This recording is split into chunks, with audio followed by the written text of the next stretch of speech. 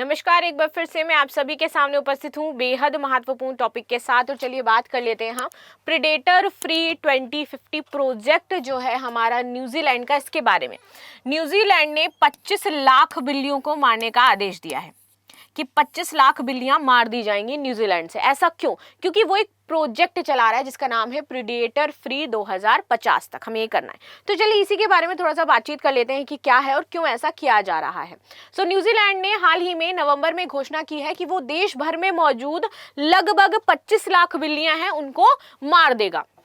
ठीक है, ये कदम देश की संवेदनशील मूल निवासी वन्य जीवों को बचाने के लिए किया, क्योंकि ये जो जंगली बिल्लियां हैं उन मूल जीवों को खा जा रही थी, तो उनको हमें क्या करना था, कंजर्व करना था। और इसीलिए ये जो काम है वो किया जाएगा कि 25 लाख बिल्लियां मारी जाएंगी।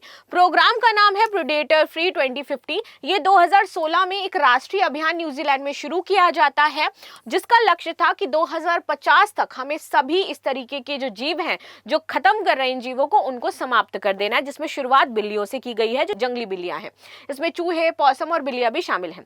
घोषणा तो कंजर्वेटिव मिनिस्टर यहाँ के टामा पोटाका हैं, इनके द्वारा 24 से 27 नवंबर के बीच में जब बातचीत हुई तो ये आधिकारिक घोषणा हुई। और इसमें इन्होंने बोला है कि बिल्लियों को स्टोन किल्ड किलर्स यानी कि पत्थर दिल के कातिल बोला है। और इसीलिए क्योंकि ये रहम तो ऑफ कोर्स नहीं करेंगी, क्योंकि उनकी प्रजाति ऐसी नहीं है, वो मार के खाना ही उनका काम है, तो इस वजह से ये उनको खत्म करना चाहते हैं।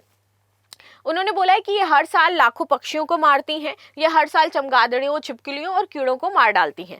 समय सीमा 2050 तक इन्होंने रखी और कहा जाए 2026 तक हम इसका पूरा विस्तृत प्लान बना लेंगे कि कैसे कैसे हमें इन्हें मारना है। आगे आ जाते हैं, क्यों ये कदम उठाया जा रहा है। तो न्यूजीलैंड एक द्वीपीय देश है, आप सभी को पता है, ठीक है, कि न्यूजीलैंड कैसा देश हो जाता है, द्वीपीय देश हो जाता है, जहां पर लाखों वर्षों तक स्तनधारी शिकारी प्रीडिएटर्स नहीं थे। यूरोपीय उपनिवेशवाद के दौरान यहां पर कुछ लोग बिल्लियां लेकर के आए, लेके जाई गई थी वहां पे बिल्लियां, वहां पे थी नहीं पहले से प्रीडिएटर्स, जो ये अब पूरी तरीके से जंगली हो गई हैं और पूरे देश के 99% हिस्से में ये बिल्लियां आपकी फैल चुकी हैं। और जब ये बिल्लियां फैल गई हैं तो वहां पर आतंक मचा रही हैं।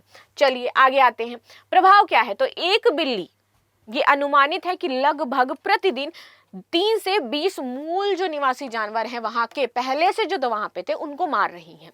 उदाहरण के लिए उत्तरी द्वीप में ओहाकुनी के पास एक हफ्ते में 100 से ज्यादा शॉर्ट टेल्ड बर्ड्स मार दिए गए। ठीक है, साउदर्न डोट रेल पक्षी लगभग विलुप्ति की कगार पर इन्हीं के कारण पहुंच गए हैं। संख्या 25 लाख जंगली बिल्लियां जंगलों और द्वीपों में घूम रही हैं, जो 1 मीटर लंबी और 7 किलो तक भारी होती हैं।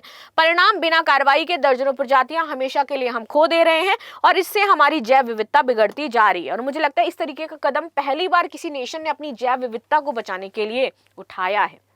राइट, कैसे की जाएगी कार्रवाई। तो ट्रैपिंग और शूटिंग, इनके लिए जाल बिछाया जाएगा और तुरंत गोली मार दी जाएगी। पॉइजन बेड, पहले इन्हें हानिकारक चारा डाला जाएगा जिससे मास बिल्लियां मारी जा सकती हैं एक साथ। ठीक है, और उसके बाद उनको क्या किया जाएगा, पूरी तरीके से खत्म कर दिया जाएगा। इसके लिए कीटनाशक जो दवाइयां, फर्दर जो दवाइयां वो यूज करी जाएंगी। ट्रैकिंग तकनीक की शोध और बड़े पैमाने पर उन्मूलन किया जाएगा। ये विवादग्रस्त तो है थोड़ा सा कि आप एक चीज को बचाने के लिए किसी को इतना ज्यादा मार रहे हो, which is a kind of inhuman thing जो आप कर रहे हो, राइट। लेकिन आगे आते हैं, एनिमल राइट ग्रुप जैसे कि RSPCA इसे क्रूर मानता है और गैर घातक विकल्प की मांग कर रहा है कि आप ऐसे विकल्प यूज ना करें।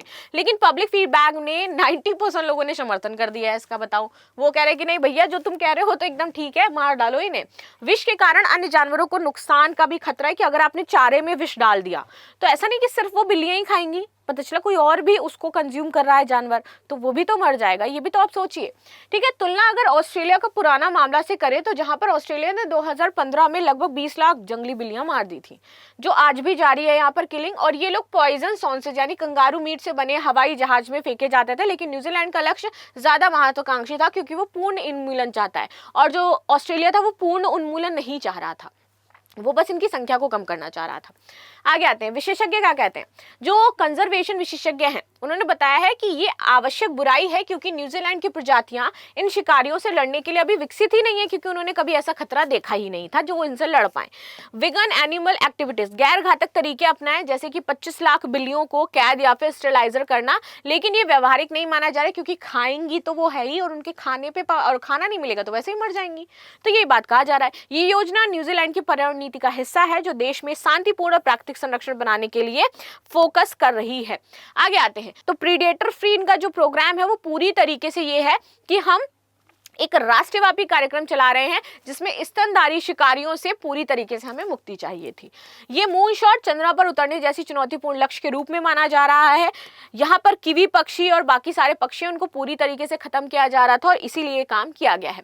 ठीक है, यहाँ पे मोआरी समुदाय जो है वो काइटियाकी संरक्षक के रूप में शामिल किया गया है क्योंकि उनकी सांस्कृतिक विरासत इन प्रजातियों से जुड़ी हुई है और इसीलिए जिस तरीके से खत्म हो रहे हैं ये दिक्कतें क्रिएट कर रही हैं। न्यूजीलैंड की 72% मूल पक्षियों और 80% जो कीड़े हैं वो खतरे में है इन्हीं बिल्लियों के कारण। तो अभी ये डेटा बताता है कि क्या डेटा है। रैट्स की अगर हम बात करें, नॉर्वे, शिप और क्योर माओरी द्वारा यहाँ पर लाए गए थे और 80 लाख पक्षियों की हत्या करी है इन लोगों ने। मेस्टिलिड्स, स्टेटस, फेट्स, वेरिसल और यूरोपीय बसावट है, पक्षियों के घोंसले पर ये हमला करते हैं। पॉम्स, ये प्रजातियां हैं शिकारी जो वहाँ के जो जानवर है उनको मार रही हैं।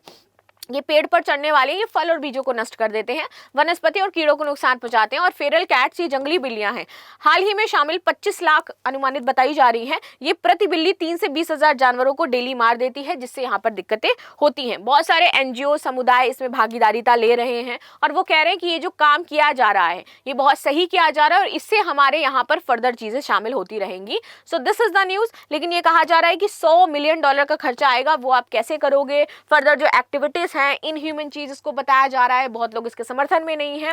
तो ऐसी सारी चीजें हो रही हैं। बाकी आप सभी की क्या राय है जरूर बताइएगा। मिलते हैं नेक्स्ट क्लास में, तब तक के लिए धन्यवाद। लाइक शेयर सब्सक्राइब करना बिल्कुल भी ना भूलें and thank you so much.